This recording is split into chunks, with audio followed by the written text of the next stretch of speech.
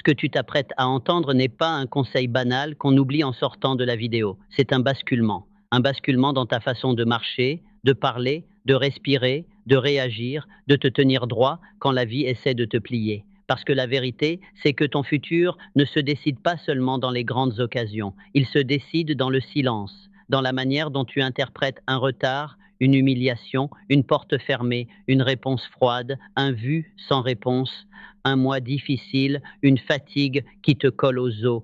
Et voici la phrase que la plupart des hommes comprennent trop tard. Ta vie se plie à tes hypothèses, pas à tes rêves, pas à tes excuses, à tes hypothèses. La manière dont tu supposes que les choses vont tourner devient la manière dont elles tournent. Non pas parce que le destin t'en veut, mais parce que ton esprit dirige ton focus. Et ton focus dirige tes actions. Et tes actions dirigent tes résultats. Écoute-moi bien, tu n'attires pas ce que tu veux, tu attires ce que tu nourris, tu attires ce que tu répètes intérieurement, tu attires ce que tu anticipes. Si, au fond de toi, ton programme est « ça ne marche jamais pour moi », tu vas parler comme quelqu'un pour qui ça ne marche jamais.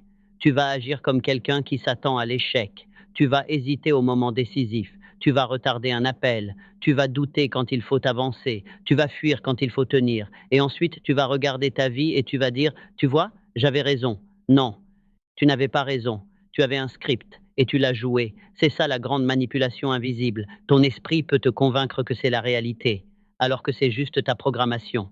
Alors je te pose une question simple mais dangereuse. Et si dès aujourd'hui, tu installais l'hypothèse inverse? Et si tu assumais que tout s'arrange pour toi, même quand c'est dur, même quand c'est lent, même quand c'est silencieux, même quand tu n'as aucune preuve, pas comme une naïveté, pas comme une prière vide, pas comme une phrase pour te rassurer. Non, comme une stratégie mentale, comme un acte de leadership sur toi-même. Parce que tout s'arrange ne veut pas dire tout est facile. Ça veut dire quoi qu'il arrive, je transforme. Quoi qu'il arrive, j'avance. Quoi qu'il arrive, je construis. Quoi qu'il arrive, je deviens.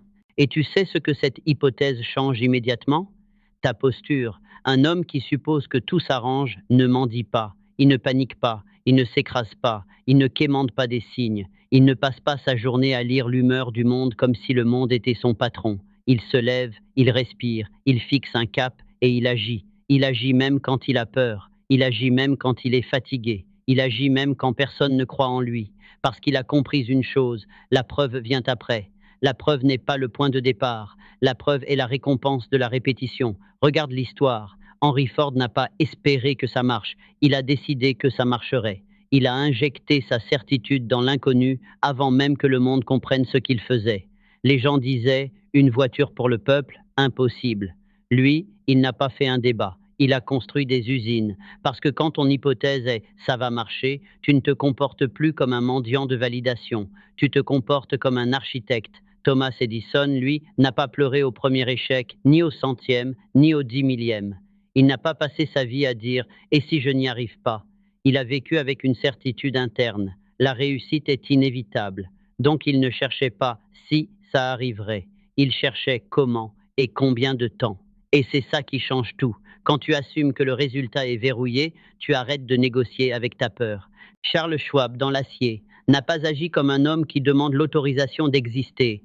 Il a agi comme un homme qui porte une vision tellement forte que les autres hommes la sentent, la respirent, la suivent. Sa certitude était contagieuse. Et Andrew Carnegie, lui, n'était pas dans le « on verra ». Il n'était pas dans le « peut-être ». Il avançait comme quelqu'un qui a déjà sécurisé l'issue. Et cette énergie-là, ce n'est pas de la magie, c'est de la direction. Une direction si nette qu'elle finit par organiser ton comportement, ton courage, ton endurance et même ta façon de parler. Maintenant, revenons à toi. Pourquoi pas toi? Pourquoi pas maintenant? Pourquoi pas aujourd'hui? Tu as passé assez de temps à t'inquiéter, assez de temps à remettre à demain, assez de temps à te raconter des histoires fondées sur la peur. Ce n'est pas le bon moment. Je n'ai pas les moyens. Je suis en retard. Les autres sont meilleurs. On ne me donnera pas ma chance. Écoute, ces phrases, c'est du poison poli. Ça sonne raisonnable, mais ça te vole la vie. Parce que pendant que tu analyses, le temps avance. Pendant que tu attends un signe, le monde avance. Pendant que tu demandes la permission, d'autres prennent ta place. Alors il faut basculer, mais pas avec de l'excitation, pas avec un petit boost de motivation qui dure 20 minutes. Il faut basculer avec un nouvel OS, un nouveau système d'exploitation mentale. Et ce système dit, j'agis comme si tout s'arrange, non pas parce que c'est garanti, mais parce que c'est ce qui me rend dangereux. dangereux pour mes limites, dangereux pour ma paresse, dangereux pour la version faible de moi-même. Parce que quand tu assumes que ça va marcher, tu bouges différemment, tu parles différemment, tu te tiens différemment et surtout, tu persistes. Et c'est la persistance qui finit toujours par humilier le doute. Tu ne peux pas être deux personnes à la fois. Tu ne peux pas garder la version de toi qui hésite, qui surpense, qui recule dès que la vie devient bruyante, et en même temps prétendre devenir la version de toi qui avance avec certitude. Les deux ne peuvent pas cohabiter longtemps, l'une doit mourir. Ça c'est dur à entendre, mais c'est la vérité. Tu ne sors pas d'un ancien toi avec de la gentillesse. Tu sors avec une décision ferme, une décision répétée, une décision appliquée. Donc aujourd'hui, je te donne un cadre simple. Agis comme si tout s'arrange. Pas comme une phrase pour te calmer, mais comme un standard de comportement. Quand tu perds, tu n'interprètes pas ça comme une fin, tu l'interprètes comme une instruction. Quand tu attends, tu n'interprètes pas ça comme une punition, tu l'interprètes comme une préparation. Quand tu ne comprends pas, tu n'interprètes pas ça comme un mur, tu l'interprètes comme une construction. Parce qu'il y a une vérité que les hommes forts comprennent. La vie ne te donne pas toujours ce que tu veux, mais elle te donne souvent ce dont tu as besoin pour devenir celui qui mérite ce que tu veux. Et c'est là que ça devient sérieux. Ton subconscient ne débat pas avec toi. Il enregistre, il obéit, il prend tes phrases comme des lois. Si tu lui répètes « je suis maudit », il te construit une réalité qui confirme ça. Si tu lui répètes « tout s'arrange », il commence à filtrer ton monde autrement. Tu remarques des opportunités, tu vois des solutions, tu agis plus vite, tu demandes au lieu de rester dans ta tête, tu apprends au lieu de te plaindre, tu oses au lieu de fuir. Pas par magie, par mécanique. Alors écoute la différence. Le faible dit « donne-moi la preuve et je croirai ». Le puissant dit « je crois et je vais créer la preuve ». Le faible attend d'être rassuré. Le puissant s'engage, puis il rassure sa réalité par l'action. Et c'est ça, la guerre mentale dont on parle ici. Remplacer l'habitude de douter par l'habitude de décider. Remplacer l'habitude de paniquer par l'habitude de préparer. Remplacer l'habitude de quémander des signes par l'habitude de construire dans le silence. Je veux que tu retiennes ça comme un marteau. Ta vie suit ton hypothèse dominante, donc choisis-la volontairement, choisis-la même si tu ne la sens pas encore, parce que tu ne construis pas une nouvelle identité en attendant l'émotion. Tu construis une nouvelle identité en répétant un standard jusqu'à ce qu'il devienne naturel. Alors dis-le, maintenant, calmement, sans théâtre, mais avec un engagement réel. Tout s'arrange pour moi, je ne panique pas, je me prépare, je n'attends pas les signes, je construis en silence, et je n'abandonne pas parce que j'ai déjà décidé la fin. Répète-le, pas pour que l'univers t'entende, pour que ton cerveau t'entende, pour que ton système nerveux s'aligne, pour que ton corps comprenne. On n'est plus en mode survie, on est en mode construction. Et dans ce premier paragraphe, voilà ce que tu dois comprendre. Ce n'est pas une vidéo de motivation, c'est un redémarrage. Ce n'est pas un courage temporaire, c'est une reprogrammation. Et si tu prends ce message au sérieux, ta façon de penser va changer, donc ta façon d'agir va changer, donc ta façon de vivre va changer. Pas en un jour, mais dès aujourd'hui, tu peux choisir une hypothèse plus puissante. Et une hypothèse plus puissante crée une trajectoire plus puissante. Certaines rencontres ne sont pas des coïncidences, elles sont des déclencheurs. En 1908, un jeune journaliste ambitieux, mais encore inconnu, obtint une opportunité qui allait bouleverser non seulement sa vie, mais l'histoire du développement personnel. Son nom était Napoleon Hill. À cette époque, il n'était ni riche, ni célèbre, ni influent. Il cherchait simplement à écrire un article, un reportage sur l'un des hommes les plus puissants et les plus fortunés du monde, Andrew Carnegie. Carnegie n'était pas seulement un industriel, il était une force, un empire, une légende vivante. Mais ce que peu de gens savaient, c'est qu'il ne considérait pas sa richesse comme un simple résultat financier. Il la voyait comme le produit d'une loi mentale invisible. Lorsque Hill entra dans le bureau de Carnegie, il ne savait pas qu'il allait ressortir avec une mission qui durerait plus de 20 ans. Ce qui devait être une interview de quelques heures se transforma en une conversation profonde sur le succès, la pensée, la foi et le pouvoir intérieur. Carnegie observa le jeune Hill avec attention. Puis, il lui révéla quelque chose de déroutant. Il existe une force mentale qui gouverne tout ce qu'un homme accomplit. Celui qui apprend à la maîtriser peut atteindre n'importe quel sommet. Ce n'était pas une phrase motivante, c'était une déclaration stratégique. Carnegie ne parlait pas d'intelligence exceptionnelle, il ne parlait pas de chance, il ne parlait même pas d'éducation.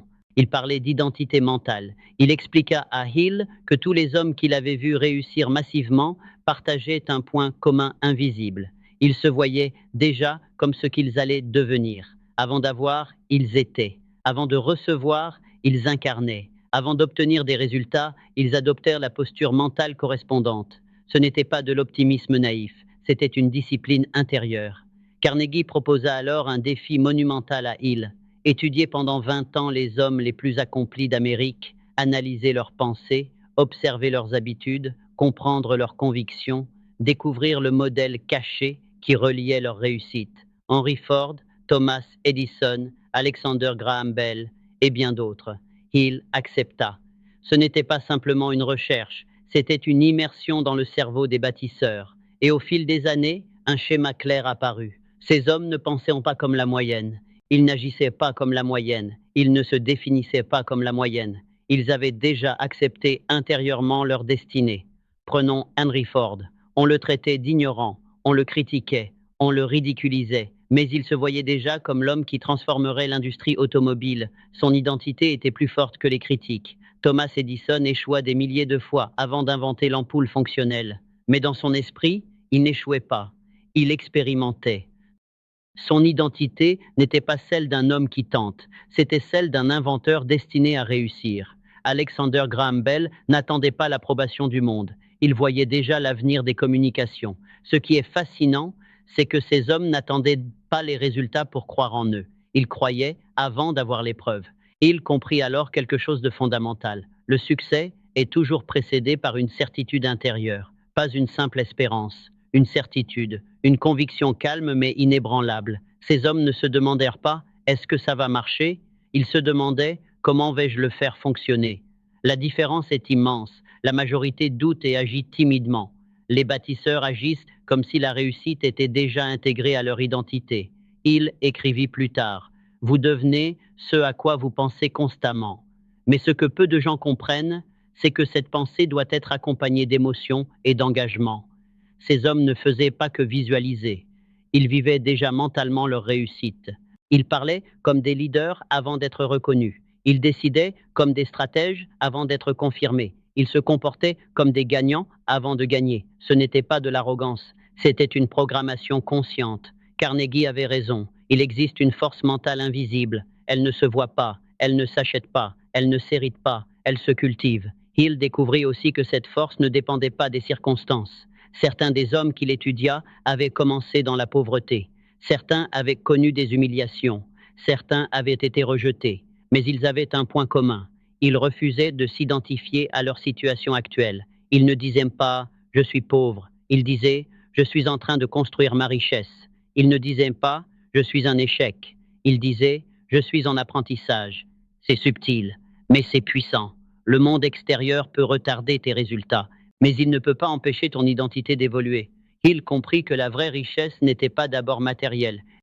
Elle était mentale, elle était spirituelle, elle était une vision intérieure si forte qu'elle finissait par organiser la réalité autour d'elle. Et c'est là que beaucoup se trompent. Ils veulent les résultats sans changer l'identité. Ils veulent la prospérité sans adopter la mentalité prospère. Ils veulent la reconnaissance sans incarner la valeur. Carnegie savait que la clé n'était pas l'information, c'était la transformation intérieure. C'est pour cela qu'il ne donna pas à Hill un simple conseil. Il lui donna une mission.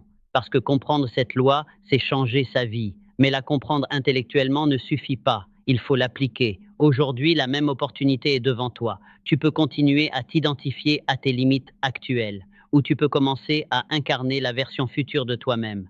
Pose-toi cette question. Si j'étais déjà la personne que je veux devenir, comment penserais-je? Comment parlerais-je? Comment déciderais-je? Comment marcherais-je? C'est exactement ainsi que les bâtisseurs commencent. Ils n'attendent pas que le monde les valide. Ils se valident intérieurement. Ils n'attendent pas que la richesse arrive pour se sentir prospères. Ils adoptent l'état de prospérité et la richesse finit par suivre. La rencontre entre Carnegie et Hill n'était pas seulement un événement historique. C'était la transmission d'un code mental, un principe éternel. Ce principe dit « l'homme ne devient pas grand à cause de ses circonstances, il devient grand à cause de la vision qu'il accepte comme identité. Et si tu acceptes cette vision aujourd'hui, ta transformation a déjà commencé. » Imagine un instant que ton esprit soit un laboratoire secret, un espace invisible où se fabriquent toutes les réalités que tu vivras demain. Ce que tu appelles imaginer n'est pas un simple jeu mental, ce n'est pas un divertissement, ce n'est pas une illusion réservée aux enfants ou aux rêveurs, c'est un mécanisme biologique, c'est un processus neurologique, c'est une force créatrice. Pendant des siècles, les maîtres spirituels ont affirmé que la foi précède la manifestation. Aujourd'hui, la neuroscience confirme que l'imagination précède la transformation. Ton cerveau ne distingue pas clairement une expérience réelle d'une expérience intensément visualisée. Lorsque tu imagines une scène avec émotion, par exemple signer un contrat important, voir ton compte bancaire augmenter, vivre dans la maison de tes rêves, les mêmes zones cérébrales s'activent que si tu vivais réellement cette scène. Les mêmes impulsions électriques circulent, les mêmes connexions neuronales se renforcent, les mêmes hormones se libèrent. Ton cerveau ne demande pas est-ce vrai, il demande est-ce répété avec intensité. Voilà pourquoi l'imagination est l'usine silencieuse de ton destin. Chaque image mentale répétée avec émotion devient une instruction pour ton subconscient. Et ton subconscient ne discute pas, il exécute. Si tu imagines constamment l'échec, ton cerveau se prépare à l'échec. Si tu visualises constamment la réussite, ton cerveau se prépare à la réussite. Ce n'est pas mystique, c'est mécanique. C'est ce que la science appelle la plasticité neuronale. Le cerveau se reconfigure en fonction des pensées dominantes que tu lui donnes. Chaque pensée répétée devient un chemin neuronal. Chaque émotion intense renforce ce chemin. Chaque répétition transforme ce chemin en autoroute mentale. Au bout d'un certain temps, ce qui était imaginé devient naturel. Et ce qui devient naturel devient comportement. Et ce comportement produit des résultats. Napoleon Hill l'avait compris intuitivement bien avant que la science ne le prouve. Il disait que l'imagination est l'atelier de l'esprit, le lieu où se façonnent les plans du succès. Mais il insistait sur un point fondamental. L'imagination seule ne suffit pas. Il faut l'émotion. Sans émotion, une image reste faible. Avec émotion, elle devient une commande. C'est l'émotion qui active le subconscient. C'est l'émotion qui donne de la puissance à la pensée. C'est l'émotion qui transforme un souhait en identité. Regarde un sportif de haut niveau. Avant une compétition, il visualise ses mouvements. Il se voit gagner, il ressent la victoire, il entend la foule, il sent son corps en mouvement. Ce n'est pas un rituel naïf, c'est un entraînement neurologique. Son cerveau répète le scénario avant que son corps ne l'exécute. Résultat, quand le moment arrive, son corps suit un schéma déjà programmé. La même chose s'applique à ta vie financière, relationnelle, professionnelle. Si tu te visualises constamment inquiet, stressé, en difficulté, ton cerveau s'entraîne à produire ce scénario. Si tu te visualises calme, prospère, confiant, ton cerveau commence à adopter cette posture. Le subconscient agit comme un sol fertile. Tout ce que tu y plantes finit par pousser. Mais attention, le sol ne choisit pas les graines. Il fait pousser ce que tu sèmes. Si tu sèmes la peur, tu récoltes l'évitement. Si tu sèmes la foi, tu récoltes l'action. La question n'est donc pas est-ce que l'imagination fonctionne? La vraie question est qu'est-ce que tu imagines chaque jour? Beaucoup de personnes utilisent inconsciemment leur imagination contre elles-mêmes. Elles imaginent le pire scénario. Elles répètent mentalement les dettes. Elles rejouent les humiliations. Elles anticipent les refus. Et sans le savoir, elles programment leur esprit à reconnaître et reproduire ces situations. Ton cerveau fonctionne par reconnaissance de schémas. Il cherche dans la réalité ce qui correspond à ton image intérieure dominante. Si ton image intérieure est la pénurie, tu remarqueras les signes de pénurie. Si ton image intérieure est l'abondance, tu commenceras à avoir des opportunités. Ce n'est pas que le monde change, c'est ton filtre qui change. Et ton filtre influence tes décisions, et tes décisions influencent tes résultats. Voici un point crucial. Tu n'attires pas ce que tu veux. Tu attires ce que tu es intérieurement préparé à accepter. L'imagination est donc un outil stratégique. Ce n'est pas rêver sans agir. C'est créer un modèle interne qui guide l'action. Quand tu visualises B avec clarté et émotion, tu envoies un message au subconscient. Ceci est important, ceci est réel, ceci fait partie de moi. Le subconscient commence alors à modifier ta posture, influencer tes choix, augmenter ton attention aux opportunités, réduire ton niveau de peur, stimuler ta créativité. Petit à petit, tu deviens aligné avec l'image que tu as répétée. Ce n'est pas instantané, c'est progressif. Mais c'est inévitable si la répétition est constante. Imagine maintenant que chaque jour, pendant 5 minutes, tu te vois déjà vivre la réalité que tu désires. Tu te vois gérer des finances abondantes. Tu te vois en bonne santé. Tu te vois dans une relation harmonieuse. Tu te vois influent, respecté, confiant. Tu fermes les yeux. Tu ressens la scène. Tu l'habites. Ce n'est plus un rêve lointain. C'est une identité en construction. Et ton cerveau commence à adapter ton comportement pour correspondre à cette nouvelle identité. Ce processus est silencieux, mais il est puissant. La foi, dans sa dimension la plus profonde, n'est pas croire aveuglément, c'est accepter intérieurement une réalité avant qu'elle ne soit visible. C'est cela que les textes anciens ont toujours enseigné. Croire avant de voir, visualiser avant de posséder, déclarer avant de recevoir. L'imagination est le pont entre l'invisible et le visible. Elle est la salle de préparation de ton futur, mais elle exige une chose essentielle, la discipline. Tu ne peux pas imaginer la grandeur le matin et répéter la peur toute la journée. Tu ne peux pas visualiser l'abondance et parler constamment de manque. La cohérence crée la puissance. Si tu veux que ton imagination devienne créatrice, tu dois protéger tes images mentales. Protège ce que tu regardes, protège ce que tu écoutes, protège ce que tu répètes, car chaque image répétée devient un plan et chaque plan finit par se matérialiser. Aujourd'hui, tu as deux options. Continuer à laisser ton imagination produire des scénarios de limitation ou décider consciemment de l'utiliser comme un outil de construction. La différence entre ceux qui transforment leur vie et ceux qui stagnent n'est pas la chance, c'est l'image intérieure dominante. Alors je te pose une question simple mais décisive. Si ton imagination était une caméra qui enregistre ton futur, quel film est-elle en train de produire? Parce que ce film, répété avec émotion, finira par devenir ta réalité. Il existe un ennemi silencieux qui détruit plus de rêves que la pauvreté, plus de destin que les crises, plus d'opportunités que l'échec lui-même. Cet ennemi ne crie pas, il ne menace pas, il ne se présente pas comme un danger, il se déguise en logique, il parle doucement dans ta tête, il dit « Sois réaliste, ne vise pas trop haut, ce n'est pas pour toi, tu risques d'être déçu ». Cet ennemi porte un nom, l'auto-sabotage mental. Il ne vient pas de l'extérieur, il vient de l'intérieur. Et le plus dangereux, c'est que la plupart des gens ne savent même pas qu'ils en sont victimes. L'auto-sabotage commence par des phrases apparemment anodines. Je ne suis pas assez bon, je ne suis pas né dans la bonne famille. L'argent est difficile à gagner. Les riches sont différents de moi. Ce genre de réussite, c'est pour les autres. Ces phrases ne sont pas de simples pensées, ce sont des programmes. Chaque fois que tu répètes une idée avec émotion, ton subconscient l'enregistre comme une instruction. Et le subconscient ne distingue pas une blague d'un ordre, il ne distingue pas une peur d'une vérité, il exécute. Napoleon Hill disait que tout ce que l'esprit accepte comme vrai et répète avec sentiment devient partie intégrante de l'identité. Voilà pourquoi l'auto-sabotage est si puissant. Il transforme une pensée passagère en identité permanente. Et une fois qu'une identité est installée, elle influence tes décisions, tes relations, ton niveau d'audace, ta tolérance au risque, ton seuil de réussite. Tu crois parfois que tu manques d'opportunités, mais en réalité, tu manques d'identité alignée avec ces opportunités. Regarde bien.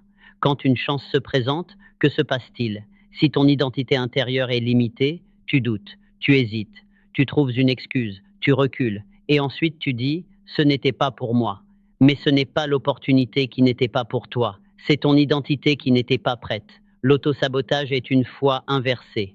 C'est croire intensément dans ce que tu ne veux pas vivre. C'est utiliser la puissance de l'imagination pour anticiper l'échec. C'est répéter intérieurement, ça ne marchera pas. Je vais échouer. On va me rejeter. Et ton subconscient, fidèle serviteur, commence à créer des comportements cohérents avec ses croyances.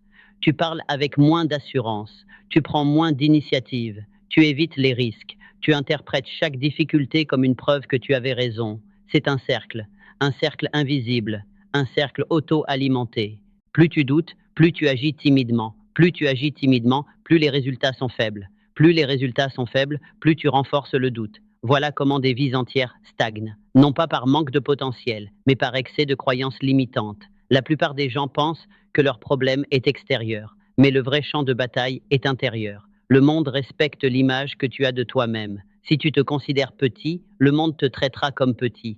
Si tu te considères puissant, le monde finira par reconnaître cette puissance. Mais attention, changer l'identité demande du courage, parce que l'auto-sabotage est confortable. Il te protège du risque, il te protège du rejet, il te protège de la responsabilité. Si tu restes petit, tu n'as pas à affronter la pression de la grandeur. Si tu restes discret, tu n'as pas à affronter le regard des autres. Mais à quel prix? Le prix est ta destinée. La vérité est brutale mais libératrice.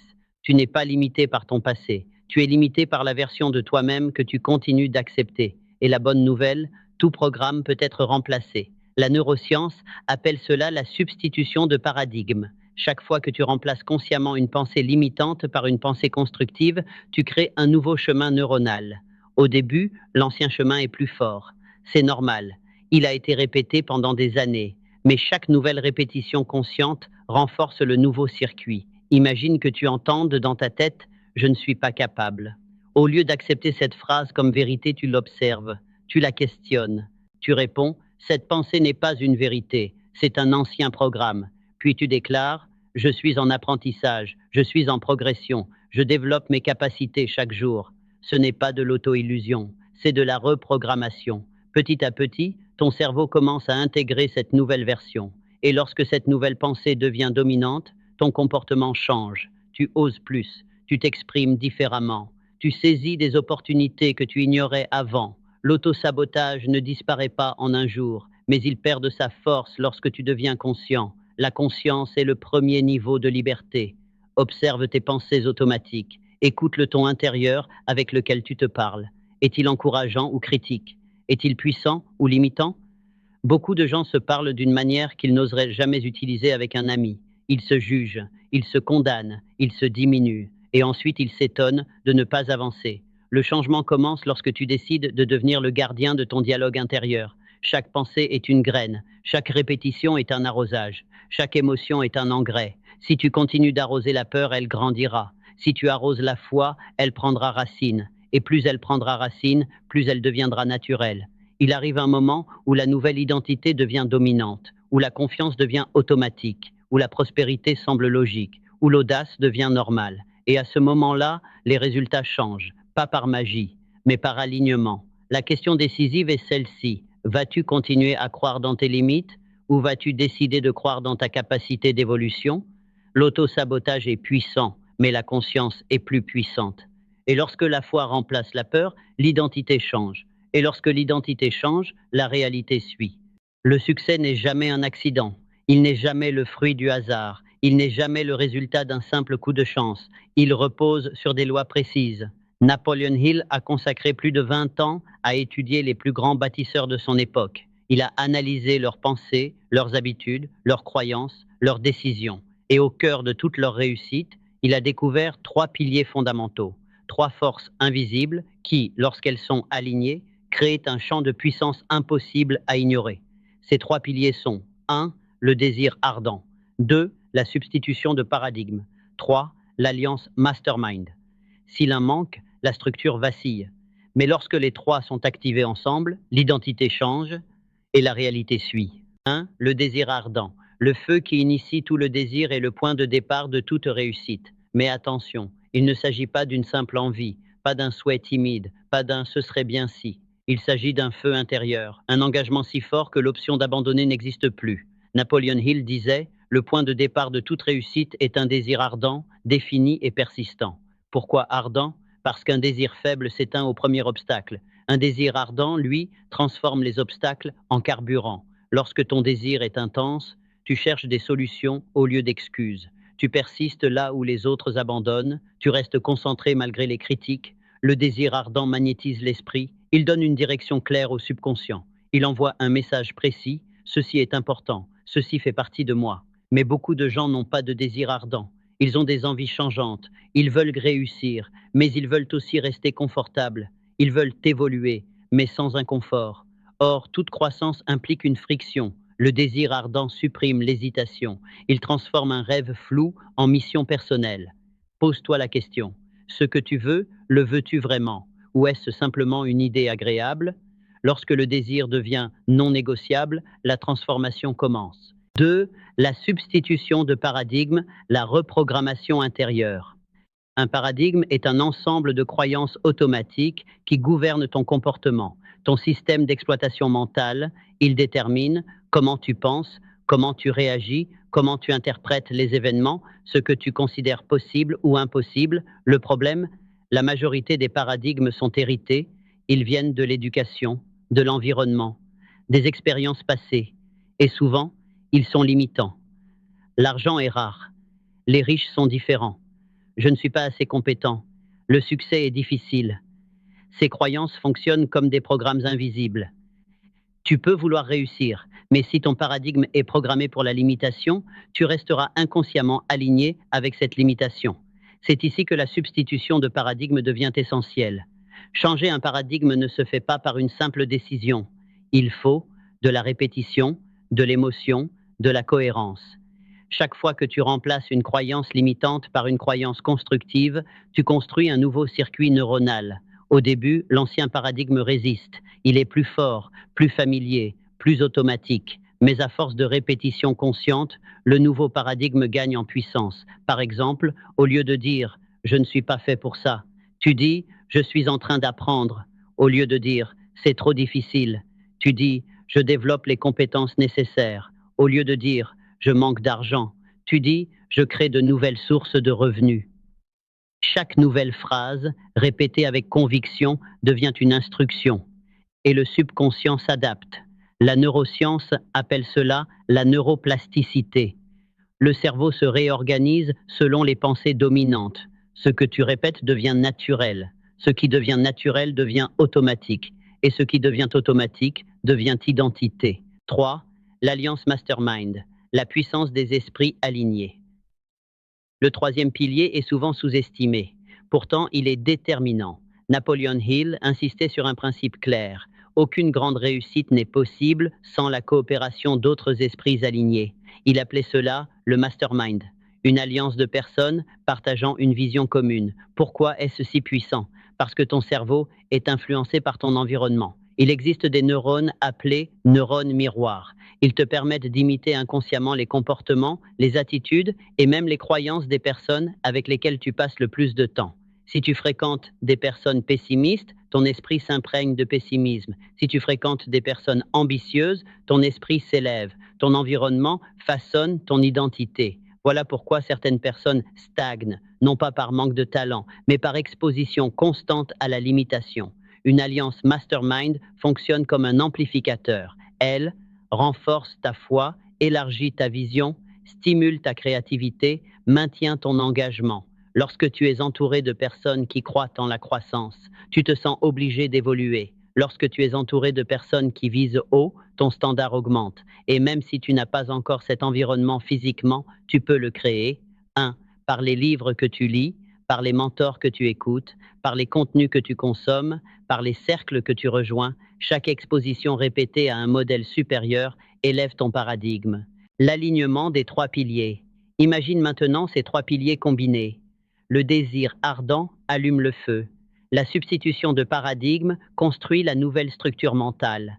L'alliance mastermind maintient la direction et la motivation. Ensemble, ils créent un champ d'énergie cohérent, un champ qui influence ton comportement, un champ qui attire des opportunités, un champ qui transforme ton identité. Le succès n'est plus une question de si, il devient une question de quand. Parce que lorsque l'identité change profondément, la réalité ne peut que s'aligner. La vraie transformation ne commence pas par l'action, elle commence par une décision intérieure. Décider de vouloir intensément, décider de remplacer consciemment, décider de s'entourer stratégiquement. Si tu actives ces 3 piliers avec discipline, ta trajectoire change. Et lorsque la trajectoire change, le destin suit. Comprendre une loi ne suffit pas. L'entendre ne suffit pas, la trouver inspirante ne suffit pas. Ce qui transforme une vie, ce n'est pas l'information, c'est la répétition appliquée. Beaucoup de personnes regardent des vidéos de motivation, lisent des livres puissants, ressentent une montée d'énergie, puis reviennent à leurs anciens schémas le lendemain. Pourquoi? Parce que l'ancien paradigme est encore plus fort que la nouvelle inspiration. Une identité ne change pas par émotion ponctuelle, elle change par rituel. La reprogrammation consciente est un processus volontaire. Elle ne dépend pas de l'humeur, elle dépend de la discipline. Tu dois comprendre une chose fondamentale. Ton subconscient est programmable, mais il répond à 3 choses précises. 1. La clarté. 2. L'émotion. 3. La répétition. Sans ces 3 éléments, rien ne s'installe durablement. C'est ici que le rituel quotidien entre en jeu. 1. La clarté. Parler au présent.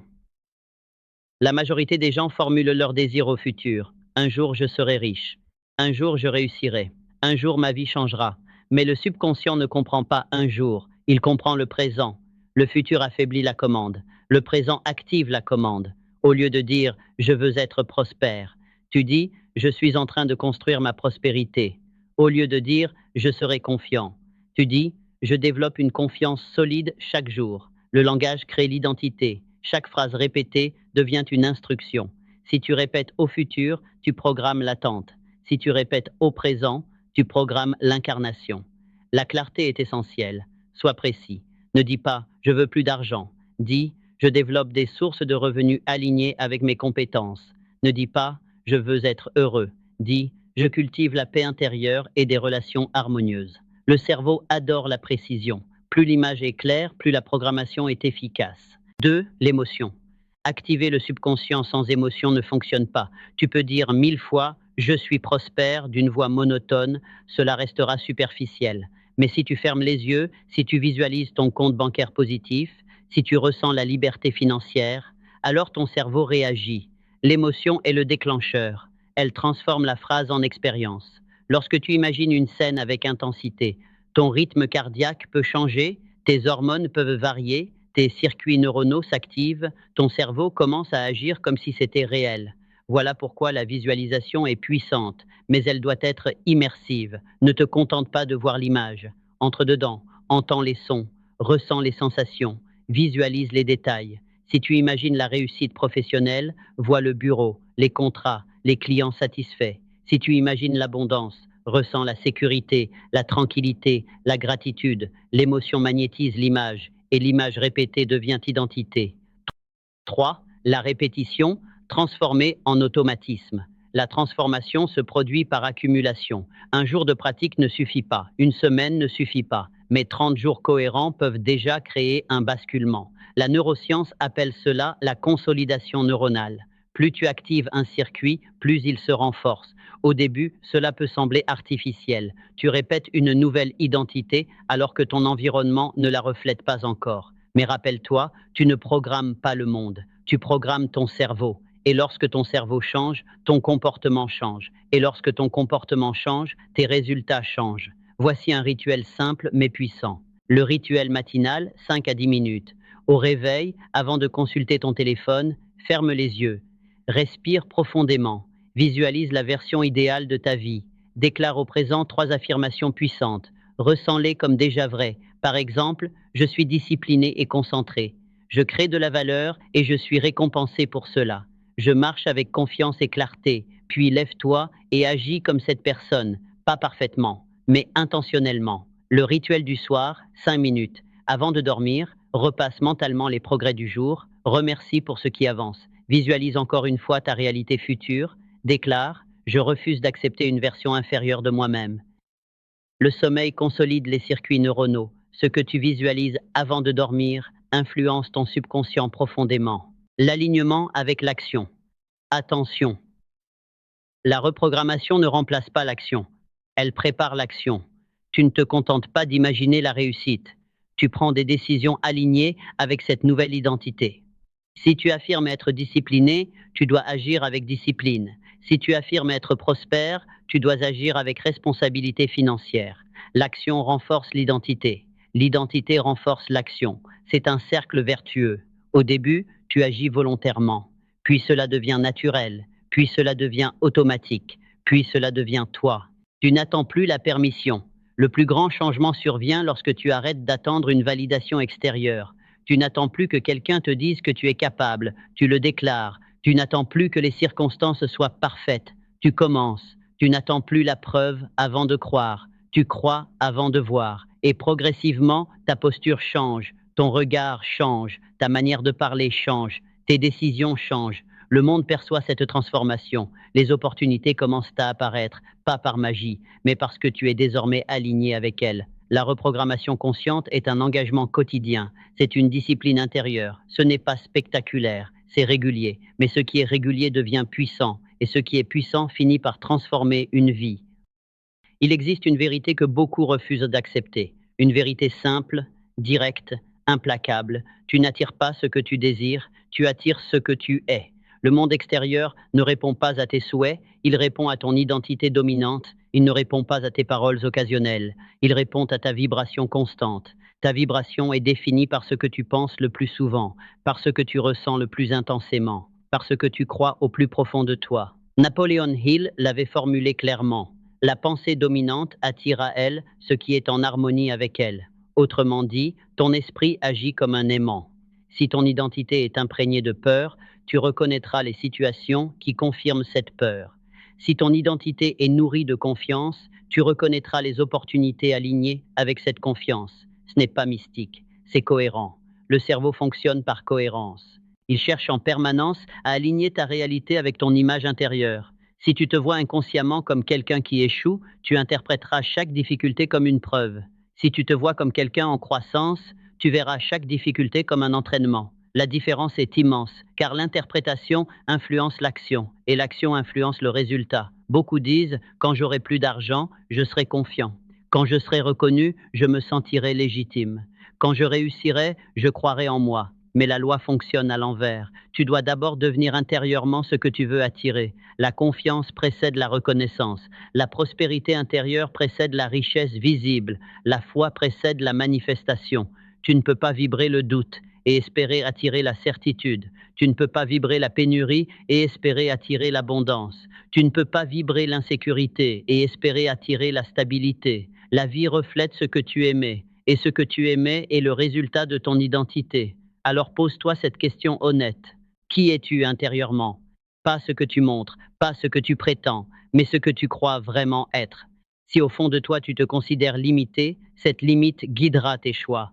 Si au fond de toi tu te considères capable, cette capacité guidera tes décisions. Tu ne peux pas tromper cette loi, mais tu peux la maîtriser. Car l'identité n'est pas figée, elle se construit, elle se choisit, elle se renforce par répétition. Chaque fois que tu déclares « je suis capable », je suis digne, je suis en expansion. Tu poses une pierre dans la construction de ta nouvelle identité. Chaque fois que tu refuses d'accepter une pensée de limitation, tu renforces cette structure. Et à un moment donné, le basculement se produit. La nouvelle identité devient naturelle, la confiance devient fluide, la discipline devient normale, la prospérité devient logique. Et lorsque cela devient logique pour toi, cela commence à devenir logique pour le monde. Il existe une force invisible qui répond à la constance, pas aux demandes sporadiques, pas aux élans émotionnels passagers, mais à la cohérence. Si chaque jour tu vibres la certitude, si chaque jour tu marches avec vision, si chaque jour tu parles avec direction, alors le monde s'ajuste, les personnes s'alignent, les circonstances se déplacent, les idées apparaissent, parce que tu es devenu cohérent. Cohérent entre ce que tu penses, ce que tu dis, ce que tu ressens et ce que tu fais. C'est cela, l'alignement. Et l'alignement crée la puissance. À partir d'aujourd'hui, cesse de dire « je veux être », dis « je suis en train de devenir ». Mieux encore, je suis discipliné, je suis en croissance, je suis responsable, je suis créateur de valeur, je suis digne d'abondance. Ce ne sont pas des mots, ce sont des décrets. Un décret est une décision irrévocable. Tu ne demandes pas la permission, tu déclares. Et lorsque tu déclares avec conviction, ton subconscient écoute. Et lorsque ton subconscient écoute, il s'adapte. Et lorsque tu t'adaptes, le monde réagit. Rappelle-toi ceci, tu n'es pas une victime des circonstances. Tu es l'architecte de ton identité. Tu n'es pas limité par ton passé. Tu es guidé par l'image que tu acceptes aujourd'hui. Tu n'es pas défini par tes erreurs. Tu es défini par la version que tu choisis d'incarner. À partir de maintenant, choisis consciemment. Choisis la croissance. Choisis la discipline. Choisis la prospérité. Choisis la foi. Répète intérieurement. Je vibre à la fréquence de ma nouvelle réalité. Je refuse d'accepter une version inférieure de moi-même. Je marche avec conviction, je pense avec clarté, j'agis avec détermination. Tu n'as pas besoin d'attendre un signe extérieur. Le signal commence en toi. Et lorsque la foi s'unit à l'action, les résultats deviennent inévitables. Ce message n'est pas simplement une motivation, c'est un rappel que ton esprit est puissant, un rappel que ton identité est malléable, un rappel que ta réalité peut évoluer, mais seulement si tu décides. Décide aujourd'hui, décide maintenant. Parce que la vérité finale est celle-ci. La pensée crée la direction, l'émotion crée l'intensité, l'identité crée la destinée. Et lorsque l'identité change, le monde n'a d'autre choix que de suivre.